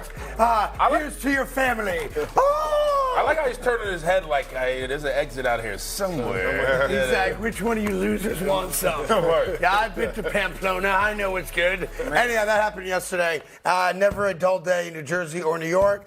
Huge football weekend. Don't forget, just real quick, 3 games on Saturday, in addition to the other games on Sunday. And the Saturday games are all playoff games, all AFC playoff games. Sir. So it should be a great Saturday afternoon. And with that, first of football, Mr. Jacoby. We start with first football, and we start with some practice footage from Philadelphia. Craig, Jalen! Craig, can you tell us what exactly is happening here? They're disrespecting their $230 million quarterback. Yes, he has 5 lost fumbles this year, and that's way too many. So they decided to embarrass him in front of his teammates. They put a dog leash on the ball. They had some guy behind him with a stick, fake hitting him, so they want to get it into his head. When you go to the ground, don't fumble, because apparently he doesn't know that.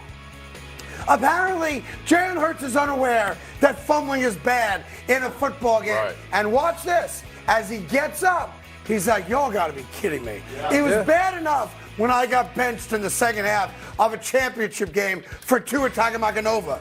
But I'm a $230 million quarterback who was 22-2 in the regular season, and you're making me fall to the ground on my knees. Yeah, give Jalen Hurts credit. And you're going to pull a football on a leash and hit me with a stick. That's Philadelphia announcing to the world, we no longer have faith in our starting quarterback. Marcus Mariota is warming up. Yeah, for me, listen, I credit Jalen Hurts for not pushing back, right? Because if he would have pushed back and made it a scene, it would have been bad for Then the it's a locker room. wrap. Yeah, it would have been really bad. So I'm glad he kind of went along with it. But let me ask you Obviously, beyond there's that, an Willie. issue. Sorry to interrupt you there, No, because go I don't like to do that, as you know. No, of course you There's unconfirmed reports, I want to be clear, unconfirmed reports, that for the second time this year, because they did have a players-only meeting after they lost to the Jets in October, and obviously won like 6 games in a row, whatever it was. After that, there are unconfirmed reports that there was another players-only meeting yesterday or this week, and that A.J. Brown, who is Jalen's best friend on that team, has gone to the coaching staff saying, you got to fix the quarterback. Now, if that's true, and I want to be clear. We don't know if it's true. We have not confirmed it. Right. But if it is true, I'm telling you, when the coach came out the other day and said, we are discouraged by the play of our quarterback, and then they're making him do these stupid drills, not just in front of his teammates, guys, but on camera, so the world can now see it. I'd be ticked off if I was Jalen Hurts. But also understand, we had Brandon Graham earlier. We talked about him earlier in the week, man. There was reports that he even had to speak about guys in the locker room talking about where this team is at, how the offense needs to pick it up, that the defense and all this other stuff. So there's been rumblings coming out of this locker room. What you don't need right now is for this team to start kind of faltering, right? Like at the end of the day, you go along with the drills, you do the best you can, but you got to win a football All right, so let me just ask you a question, because you guys played, Jacoby and I didn't, obviously, right? They're playing Seattle. That's the toughest of the last 4 games they got, because it's in Seattle. And while they're probably not doing anything this year, they're still a proudful bunch and whatever it is, right? Well-coached team. What happens to the guys if Jalen throws a pick or has a fumble? Well, if he throws, it's a part of the game. Now they've made it bigger. Yep, and I understand that. And to your point, I made this point about the receivers and the mentality. Like, it's a real thing. Like, if we want to believe that we're watching these games and these players don't have any form of a negative thought that runs through their mind or tries to creep in, we're kidding ourselves. It happens. What makes you a professional is you're able to push those thoughts to the back and still be great. That is Jalen Hurts. That's why he's being accountable and actually participating in this drill. He could have pushed back. He could be like, what are we doing right now? Because I've been a part of things like this where we do the wet balls and we do the balls on the string and all that. And in my opinion, it's always been unnecessary. It's been overboard. But there are some things that coaches feel like we got to do this to make a point. We got to do this because this has been a bugaboo for us. And it's been an issue for him. So you go along with it. You're a leader on this team. You show that you're in lockstep with the coach. And whatever we want to do to improve who we are and where we are, I'm all for it. I appreciate that. I didn't play, so I can't speak from experience. but I know human nature, and I know that's a ticked-off quarterback right there. And what's interesting to me is that that's a calculated decision by a coaching staff. I remember, and I don't know why I go to this when, Tiki Barber, the legendary New York Giant, had fumble problems. Yeah. And Tom Coughlin embarrassed him in practice and made him, carry the ball up here, right? High and tight. And it became a thing. But they humiliated him in practice a couple times because he was fumbling the ball so much, and he's the best running back in the franchise's history. To me, when you do that, and you want the cameras to see it, and you know the team's watching it, you're doing it for a reason. Like, I'll go back to the game. When he got stripped on that opening drive, I don't know if any of you paid attention to it, but he had teammates coming to him because his head was down. He was shaking his head. Yeah. It was almost like, man, I did it again. Sure. Like, he understands that he is hurting his team. And that's the point. He does understand it. So, by the way, we watched the video all of us now 50 times, right? They made him do it twice. Twice. I can't speak to what we didn't see the rest of practice. Drill. But they made him do it twice. What's the point of that? Other than to embarrass the guy. I wouldn't say it's to embarrass the guys.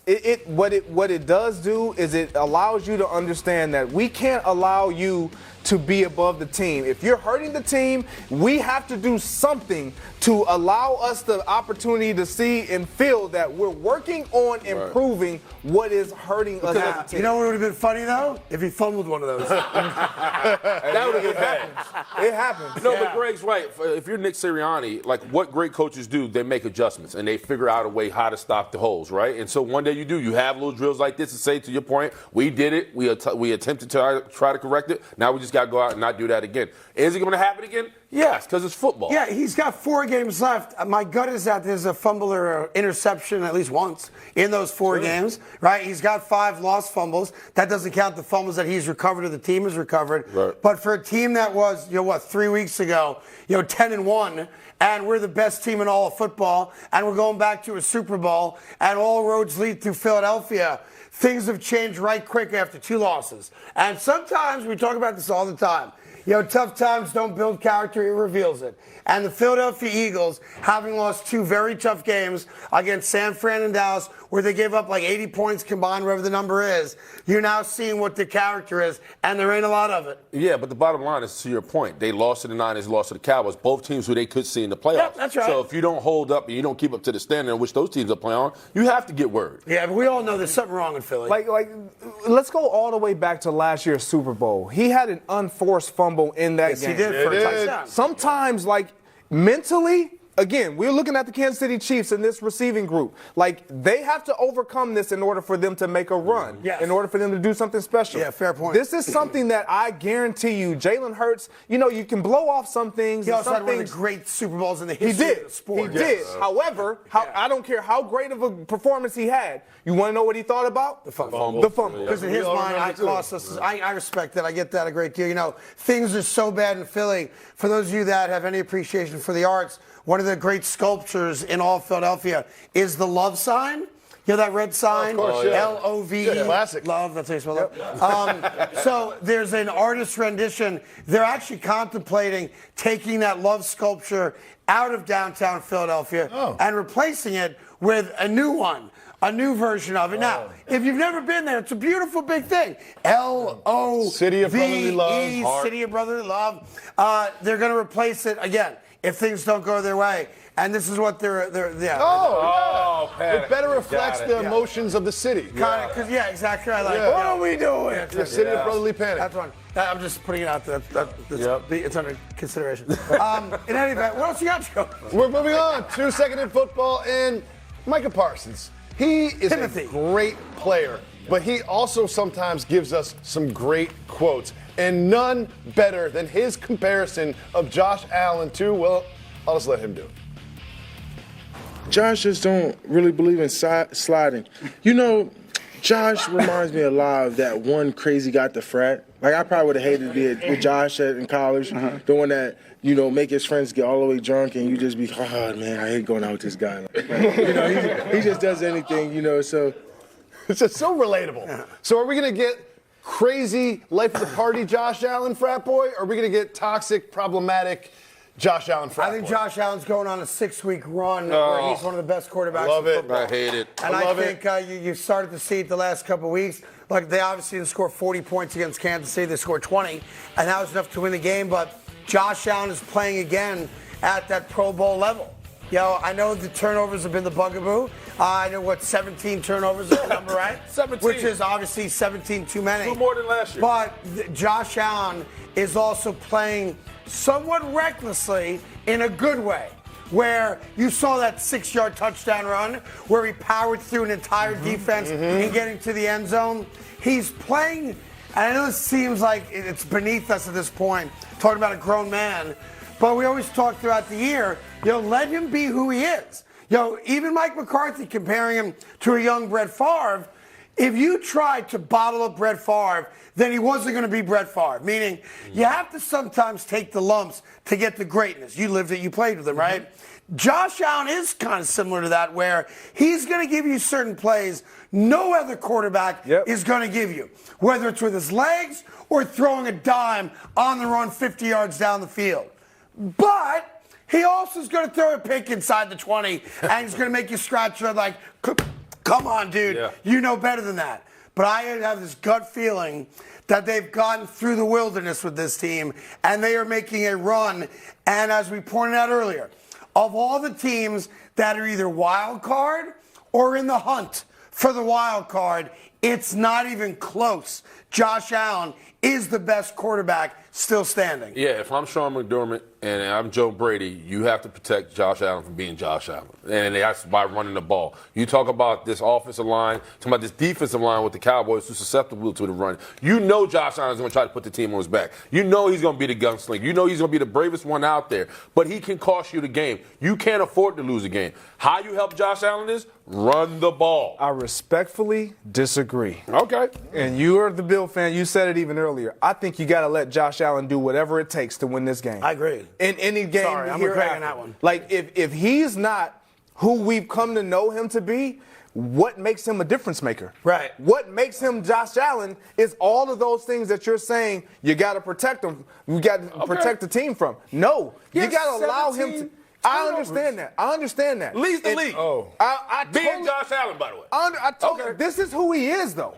You live with it and you die by it, so to speak. Like, for me, if the Bills are going to survive this and get into the postseason, he has to be the reason. He has to be the driving force. I also know you fired Ken Dorsey for the reason. Like, if you're Sean McDermott, you're out of excuses. You can't lose another game. You cannot. You have to make it into the playoffs. And I said this earlier. Like, their window for winning a Super Bowl is closing. Yeah. Especially the way Stephon Diggs has not been able to perform, especially when his defense is getting older. Like, if you're Sean McDermott right now, there's going to be parts of this game where Josh Allen's going to tuck, he's going to run, he's going to spin, he's going to dive, and may give a fumble. Or he's going to sit back in the pocket, he's going to throw one right to the defense. If you start seeing this become a trend in the game and you don't pull back the reins and by putting the ball in James Cook's hands, you're going to lose this game, you're going to be out. They've been running with James Cook really well, and I don't think they're going to go away from that, but I do think they're going to get Stephon Diggs the ball early. Like, that first drive, they're getting Stephon Diggs the ball 2 or 3 times just to kind of get him going, and that's going to open up Kincaid, it's going to open up Davis, and I think they're going to have design runs for Josh, and they're going to go deep. Like, they're going to have to roll the dice. Now, in order for them to go on this run, they're going to need Josh Allen to stand on his head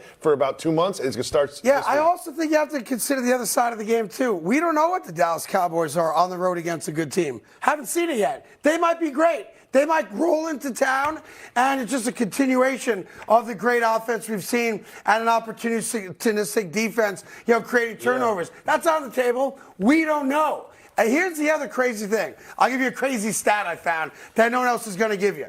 We all talk about the home field advantage, especially for cold weather teams in the Northeast, right? And the Bills, of course, come to mind. The Packers used to be, the big story. It's under 32 degrees. And obviously that changed dramatically when you guys embarrassed yourselves against the Giants back in 2008. But that's another story for another day. The Buffalo Bills at home in December. They've played, believe it or not, 100 games at home in December. What do you think their record is? I bet I can do the percentage. I'm sorry, 90 games. My math is off there. That's all right. They've played 90 home games in December. Take a wild guess. What's their record? I'm going to tell you because it's not fun watching you guys try to It's cost them 90 in the history of the franchise. 44, 45, and 1. They are a game under 500 in their own building historically, and that goes back to Joe Ferguson and Jim Kelly. They've only and been all good those for guys. 2 stretches. They don't have a home field advantage. Doesn't exist. But they're going to beat the Cowboys, and that was a lock. They're not. You know how that goes. All right, coming up. What's next? Football. Football, and Greg Jennings is here. Oh, put it on your back, Greg. Greg. It's time to put the team on his back. He put the team on his back. Right after this side FS1. Let's go. I put the team on my back. Dog, he put the team on his back. Josh Allen, let's go. When it's my segment, you're not going to tell me what I can and cannot do. Dog, let's go inside the mind of a Greg Jennings. Oh, yeah. Go inside the mind of a Greg Jennings. Yeah. We got a bunch of huge games, playoff-type games. So we go to my main man, Greg Jennings. He's going to tell us what players got to put the team on his back. Absolutely. Dope. Okay? Absolutely. All right, so let's start off here with, the Denver Broncos and the Detroit Lions. Lions, of course, coming off another embarrassing loss to the Chicago Bears. The Denver Broncos, one of, if not the hottest teams in football, winners of 6 of their last 7. Who needs to put the team on his back, Joe? Yeah, in this game, it has to be Cortland Sutton. Yes. Like when you Denver look at Broncos this, wide when receiver. you look at this team, obviously we look at their defense, we understand who they've been and what they've been doing, taking the ball away. But Cortland Sutton has been the bright spot on this offense. When he gets opportunities, you know what he's going to do? What? Put the ball in the end zone, score touchdowns. Cortland Sutton has 10 TDs this year. That's second, only behind Tyreek Hill. Like when you look at the numbers, they look like, oh man, he has 10. But look at the targets. Only on 79 targets. So if I am the Denver Broncos, if I'm Russell Wilson, and I'm going into Ford Field, and I'm going up against this Lions team who is going to give you whatever you want on the back end, especially in the passing game, that's what I'm referring to as the back end. Find Cortland Sutton, number 14, where are you? Put the ball up in the air. He will come down with it in the end zone. Touchdown, Cortland Sutton. Denver Broncos win because my man Cortland Sutton is going to put the team on his back, though. Dog, he put the team on his back. By the way, Cortland Sutton catches touchdown passes on 12% of the targets that he's had so far this year. So pretty good. Let's move on. Obviously, huge AFC game. Ravens stay on the road as they go to Jacksonville. And the Jaguars coming off another embarrassing loss. Trevor Lawrence, of course, give the kid credit, came back from the ankle injury. Played decently, except for the 9 interceptions that he threw in that game. The Ravens are red hot, though. Still a chance to start sealing up the number 1 seed. Tough game, low spread. Who's got to put the team on his back, though? Isaiah Likely. Oh, the tight end. Tight end for the Ravens. Just in case you don't know who he is and what he's been doing, let me inform you. Look, Likely has 13 targets, 9 receptions, 123 yards, and a touchdown. I'm sorry. In the 2 games since... I'm sorry, go ahead. Please go ahead. In the 2 games since Mark Andrews has been absent. Ballin'. This is what you need. Lamar Jackson, this is an offense that understands what their quarterback likes. He enjoys throwing the ball to a tight end. Why do you say Likely, Greg? Because your guy is Lamar Jackson. We understand who Zay Flowers is. Odell Beckham Jr. has been splashing here and there, but Likely has to present himself as a featured target for Lamar Jackson. He will do so against this Jags defense, who's been giving up everything to everybody. The guy's got 9 catches. He's a backup. He's a backup. He just came in for Andrews. He hasn't been getting a lot of opportunities because of Mark Andrews. You didn't pick Lamar, so I'm proud of you. There you go. And that happening is very unlikely. This last name. Back to you. Thank you. Here all night. Here all night. I know that was weak. All right, let me go to the next one right now. It's the game of the year. Game of the year. It's, of course, the Bills and the Cowboys. And by the way, for those of you that are new to the show, the challenge that we give to Greg is you can't pick the obvious guy like the quarterback, right? So Bills, Cowboys, who's got to put the team on his back, though? Sometimes you can't pick the obvious. know. But in these types of games, you gotta pick the obvious guy. Do you? Yeah, you kind of do. Go ahead. But for me, it's Stephon Diggs. Okay. Oh. Like Stephon Diggs, we haven't seen a Stephon Diggs sighting since week 6 when he's put up 100 yards. Like he hasn't had a 100-yard game since week 6. What are you doing, Stephon Diggs, in order for this offense to sustain the success that they have just now started to generate? And I get it. You're a little frustrated. But put the team on your back. Please. You're going against a guy like Stephon Diggs, Stephon Gilmore, who we just saw what he did against A.J. Brown and the Philadelphia Eagles. You can't allow this to happen. Take the challenge, put the team on your back, and get her done. Well, as you know, this is the game of the year. So let's flip it. You gave me Stephon Diggs from Buffalo. What Dallas Cowboy has to put the team on his back? You know, this is why I like my guy Willie Colon, because earlier in the show you mentioned this guy, Jake Ferguson. Yeah. No Dak Prescott. Is that the tight end that's wide open against Philly? You know what? Here you go.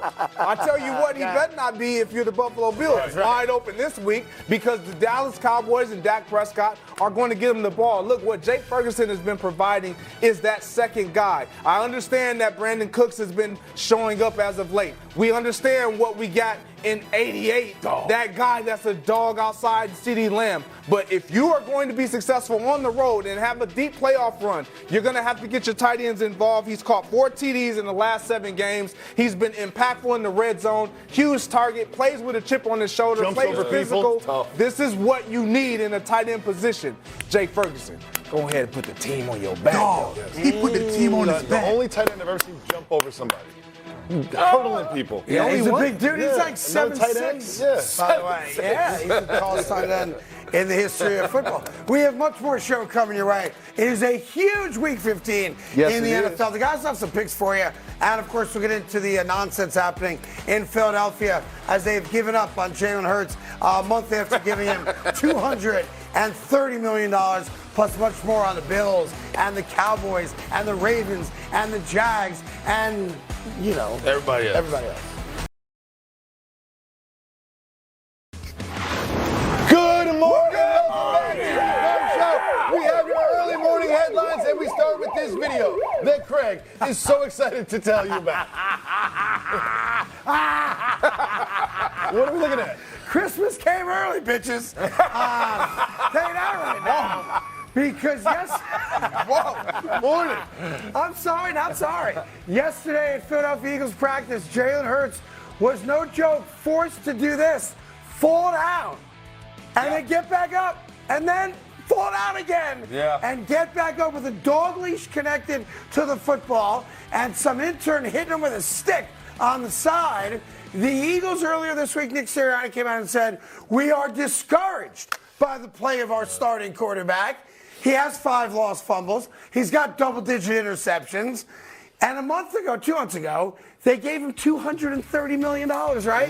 And now, in front of the media, Philadelphia media is very tough like it is in New York and most major metropolitan cities, and in front of his teammates, they embarrassed him. They humiliated him. They took the guy that is the face of the franchise, and they said, fall down on the ground and get back up. Now do it again while we pull on a dog leash to try to get the ball out of your hands and hit you with a stick. I don't know what the hell's going on in Philly, but if I'm an Eagle fan, I know my season's over. Because the coaching staff of the Philadelphia Eagles has given up on Jalen Hurts. They have no faith in him, they don't believe in him, and they embarrassed him. And I'll say this. I, of course, have a very interesting relationship with the city of Philadelphia. My children were born in Philadelphia. I worked in sports talk radio in Philadelphia. You love Philly. I met my wife in Philadelphia. You love Philly. You're all a bunch of animals. That being the case, though, Jalen Hurts deserves better. Because a month ago, I remember coming in here, and the big headline was, Jalen Hurts is 22-2 in the regular season. In his last 24 games, he might be the MVP of the league this year. And now you're making the face of your franchise drop down on a knee before Zod to kiss the ring. And when he gets up, you make him do it again. And show it one more time. Because the obvious body language of Jalen Hurts is, what are we doing? I thought I was past this crap. Yeah, what are we doing? I got benched at halftime of a national title game, and I had to deal with that. And now you're making me drop down on my knees. Any grown man does not want to be on his knees. That's a thing, whether you like it or not. And not only did you make me do it, look at this, he's like, y'all gotta be kidding me. Well, he looked at the camera. Y'all gotta be kidding me, because not only did they do it in front of the other 52 guys, they allowed the media to capture it, meaning they did it on purpose. And people in Philly are going crazy right now. There was even like a mass protest on one of the highways in Philadelphia about it, where they're holding up signs. Look at this. Oh, no man. joke. Look at this. We have it, I think, yeah. Look at that. Oh, wow. Yeah, how about that? Run the ball. Yeah. Sirianni, win a game. You can take it off the screen. They held up traffic for hours yesterday because they're very upset about the performance of the Eagles, who are no longer the favorite to go to or win the Super Bowl. But I can tell you, I've done this a long time. You guys played for a long time. I have never in my lifetime seen a team treat a franchise quarterback like that in front of the media. Behind the scenes, maybe there's a lot of tough love that goes on that we never get to see. But making your franchise quarterback drop down on the ground while some guy pretends to hit him with a stick and the other guy's trying to pull the ball on a dog leash or whatever it was is embarrassing.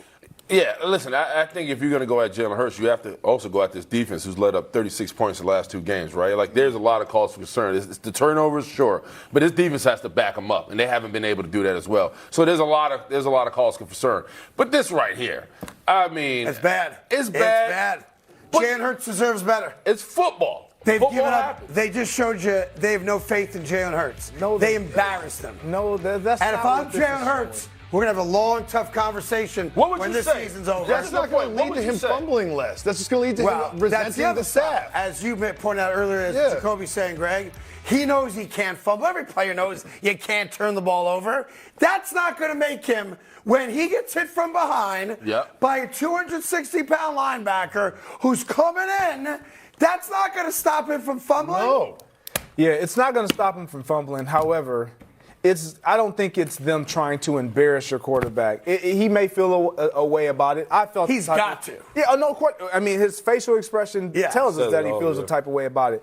But what they also have identified is when he did fumble against the Dallas Cowboys, his body language said that he was disturbed. He was frustrated. He was like kind of in this place of, what is going on? Like, he understands it's an issue, it's cause for concern, and it's taking points off the board for them. It's not like he's fumbling on the other side of 50. He's fumbling in the red zone. We saw him fumbling in the Super Bowl. The biggest play of his life is a fumble. Like, so we know that there's something going on. Can I ask a question, though, with Jalen Hurts? And this is going to seem like it's obvious. Like, not all fumbles are the same, right? Like, you're a quarterback and you're scrambling, and I'm sure stuff's flying past you. I can't even imagine what that's like at the NFL level, the speed of everybody on the field. And there's a lot of times, because we've watched every play of every Eagle game this year, where the fumble is he gets hit from behind, doesn't even know the guy's coming to get him. Or there's three guys on him, like the fumble last week, to be fair, against the Dallas Cowboys. There were three guys on him. He's going down, and dudes are punching at the ball, and there's a split second before his knee was down, and it was the right call. He fumbled. Like, there's some fumbles where you're like, it ain't his fault. Yeah, but the problem is a big part of his game is being able to run the ball. Like, you know he could tuck it. He likes to scramble. So if you can't trust him running the ball at the quarterback position, like we all said here time after time, he is the most important person on the ball. He has the ball 75% of the time in his hands. If he's going to rumble and he's going to be in the end zone, in the red zone, like you said, he has to be sure. I'm with you. Here's where I'm at a weird crossroads, maybe in life, actually. Maybe this is my moment to share some personal things with the audience. Please. On one hand, I love every second of this because it's dysfunction in Philadelphia. That makes me happy. Yep. The coach, going out saying I'm discouraged by my quarterback's play, making him take knees that fall to the ground in practice. I love all of it. because it means Philadelphia is not winning a Super Bowl. That makes me happy. But as a human being, on the other side, I feel bad for Jalen Hurts. You know why? Because that's one of the classiest dudes in the league. One of the best players, for my money, in the league. Is he having a great year? He's not. He's taking a little mini step back from the greatness of last year. But that's the classiest guy, maybe playing quarterback in the NFL, with all due respect to the other 31 starters this week. It's like watching the Grinch have a heart. Yeah, That's right. That's exactly what it looks like right now. Yeah. And it's weird because, like, my brain's going to explode because I'm getting so much joy out of it, but I have so much respect for Jalen Hurts that I feel like he deserves better. All the guy's done is win since he became a pro, right? He's the best quarterback they've had. He's a top 3 quarterback in the franchise's history already. And they treat him like that, so I love it, and I feel for the guy. So I have to make a decision right now. Yeah. Make a decision. Grinch. You're the football Grinch, by the way. Draw a line in the sand. Here's the line. Mr. Grinch. I love it. Yeah. Oh! Yes!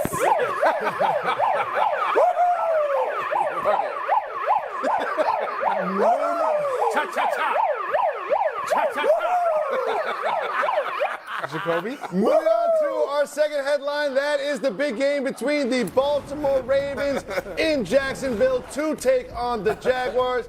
A game that is very significant for the playoff position of both of these teams. Willie, what do you see happening with the Ravens and Jags in Jacksonville? Yeah, I see the Jags getting smoked. The bottom line, man. Like, Trevor Lawrence has not played well. Valley, he's dealing with an ankle injury, but you lose to Jake Browning, you lose to Joe Flacco. This defense hasn't been able to help him. You talk about Christian Kirk dealing with injuries. I'm sorry. This guy, what are we doing? The show got to go up, Greg. We only got. We only got at this point.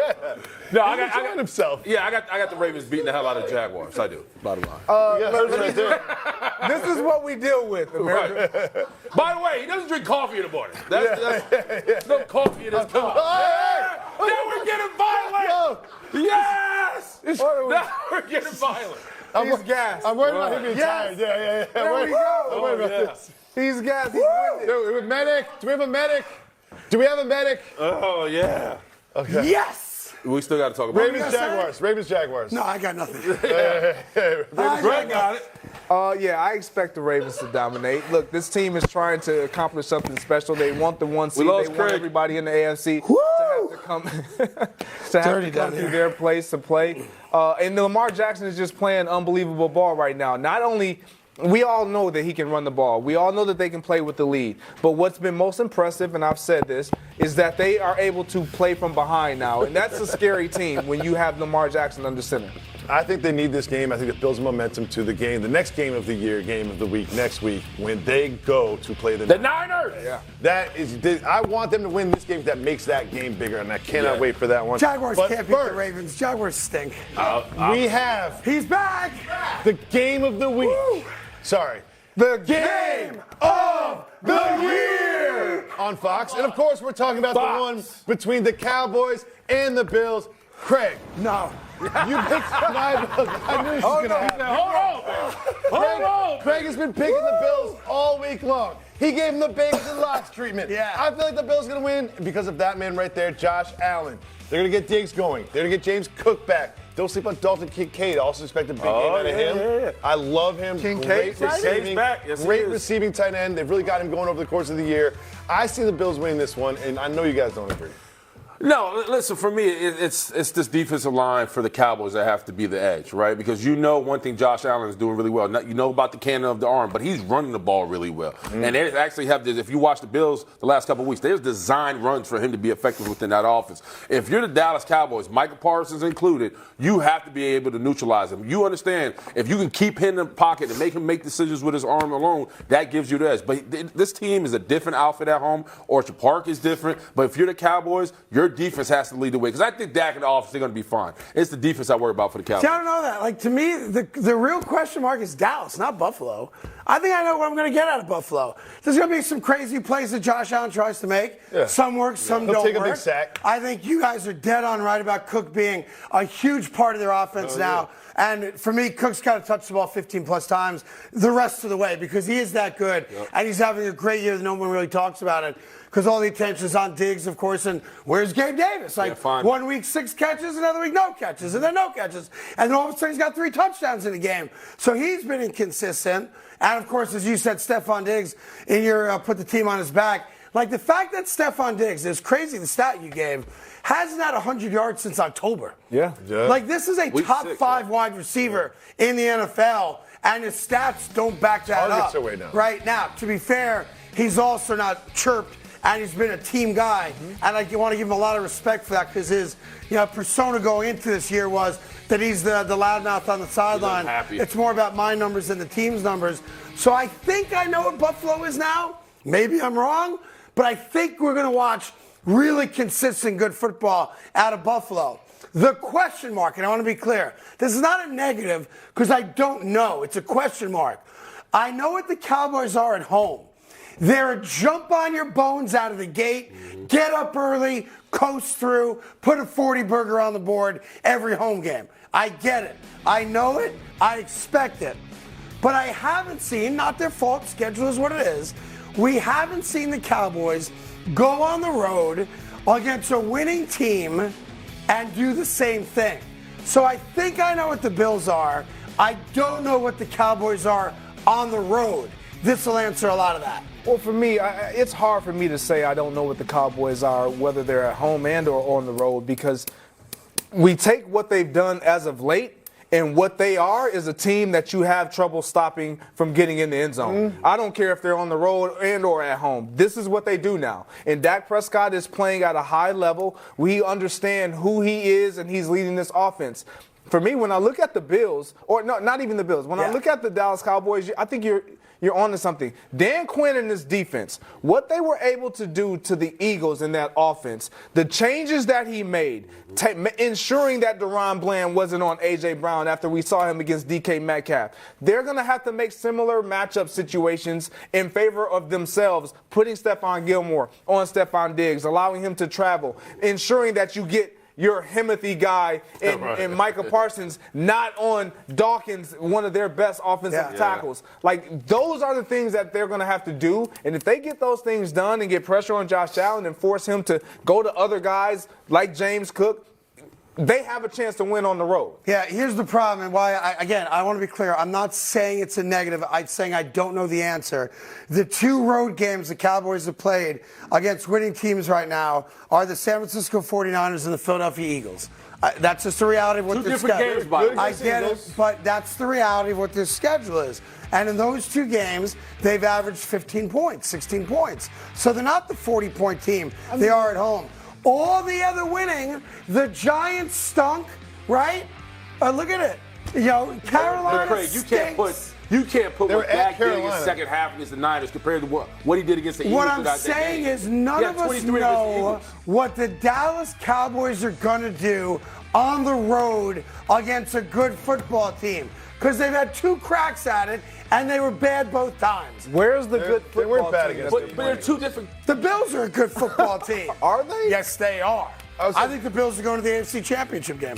I thought the Cowboys weren't bad on the road against the Eagles. No, they're damn good. Yeah, CeeDee Lamb came alive. The Niners game, they were atrocious. But after that, against the Eagles, it was Dak in that offense. CeeDee Lamb came alive. You saw actually Brandon Cooks catch a ball. Well, so they were a better team in that game. You are right. They are a different team on the road. Regardless of who they're playing, they're different on the road. And I think for the most part, when you take your show and your outfit on the road, it is challenging to win. But when you play a team in this spot, at this stage, and you've been having the type of success that the Cowboys have been afforded because they've been playing at home, that has to somehow travel with you. Yeah, that's but their hope. I also say this, if you're that good and the expectation is that you put 30 points on the board, you have a great chance to prove it. Because I'll tell you this, if they go into Buffalo and do what they've done the last 4 or 5 weeks at home, scoring 30, 40 points, dominating teams, if they do that against Buffalo, then yeah, we're going to have the conversation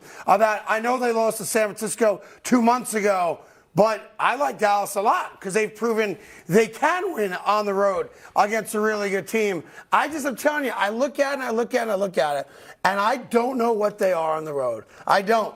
And I don't care how much you beat the Giants by, or the Panthers by, or the Commandos by. You got to beat a good team on the road, and they have a chance to do that right now. They've been home for a month. Now you go on the road against a desperate team with a badass quarterback. I like the Bills. And you can ask yourself one very important question, and then we'll get to the guys' picks.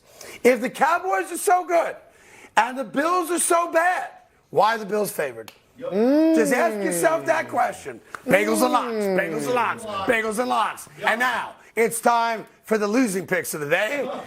No disrespect. But we start with Jacoby. This is no disrespect taken. I've got a losing record. Let's be honest.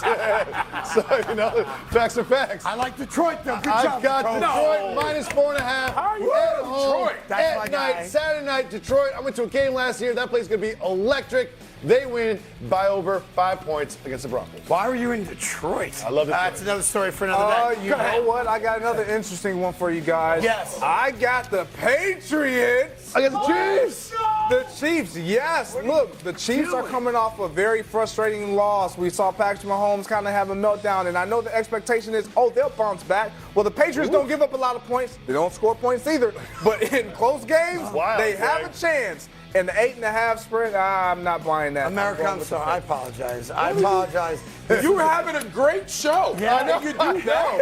It's crazy. Patriots, let's go. This is why you shouldn't gamble. I was actually happy to hear put it on your back. You got 10 cents. Really good, buddy. Listen, they signed Joe Flacco as a remaining starter, and they paid that man. For every win, he makes $75,000. And I was there for the signing. Yes, Joe, my man, we get paid. Show me the money. There we go, Joe. Browns with the dub. Wager responsibly, please. We'll see you on Monday. Have a blessed weekend. Peace out.